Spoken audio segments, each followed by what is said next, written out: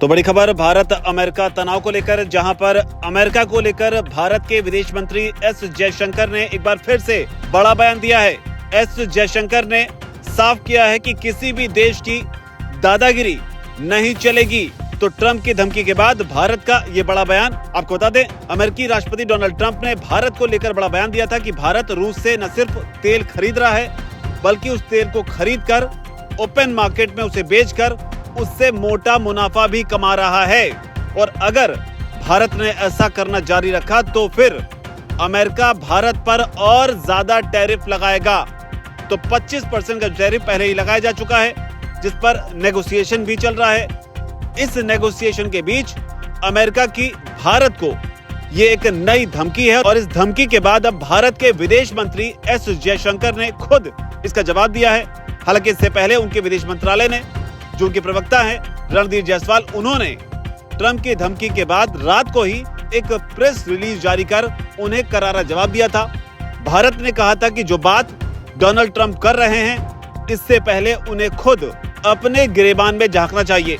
भारत ने साफ किया था कि न सिर्फ अमेरिका बल्कि यूरोप भी रूस के साथ लगातार ट्रेड कर रहा है। बाकायदा सिलसिलेवार तरीके से कई सारे प्रोडक्ट को भारत ने अपनी इस प्रेस रिलीज में गिनवाया भी और साफ किया कि यूरोपियन यूनियन के अलावा अमेरिका खुद भी यूरेनियम जो है वो रूस से ले रहा है। लेकिन अब एस जयशंकर ने भी इस विवाद में डायरेक्ट एंट्री ली है। उन्होंने भारत का पक्ष रखते हुए तल्ख तेवरों में अमेरिका को करारा जवाब दिया है। आपको बता दें, एस जयशंकर जो हैं वो बिम्स्टेक के सप्तसुर, जो कि पारंपरिक संगीत महोत्सव है, उसके उद्घाटन समारोह में पहुंचे थे और यहीं पर संबोधन के दौरान उन्होंने वैश्विक व्यवस्था जो है उसे लेकर बड़ा बयान दिया। उन्होंने कहा कि हम ऐसे समय में जी रहे हैं जो कि बहुत ही जटिल है और अनिश्चित है। ऐसे में हमारी जो सामूहिक इच्छा है वो ये है कि हम एक निष्पक्ष व्यवस्था देखें, न कि कुछ लोगों के प्रभुत्व वाली व्यवस्था। इसके अलावा जयशंकर ने इशारों में जवाब देते हुए कहा कि कुछ देशों की दादागिरी अब दुनिया में नहीं चलने वाली है।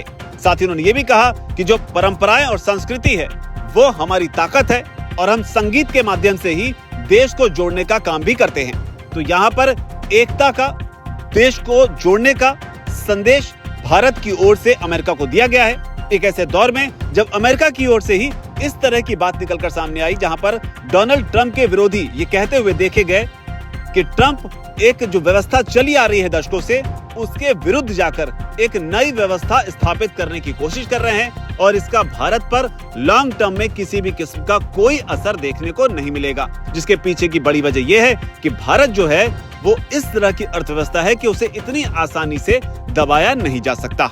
और इस बयान के बीच अब जयशंकर ने भी साफ कर दिया कि कुछ देश जो हैं वो दादागिरी करने की कोशिश कर रहे हैं, लेकिन ये दादागिरी जो है अब दुनिया में नहीं चलेगी। आपको बता दें, डोनाल्ड ट्रंप लगातार भारत पर यह आरोप लगा रहे हैं कि भारत ऑयल इंपोर्ट के जरिए रशिया यूक्रेन वॉर में परोक्ष रूप से रूस की मदद कर रहा है।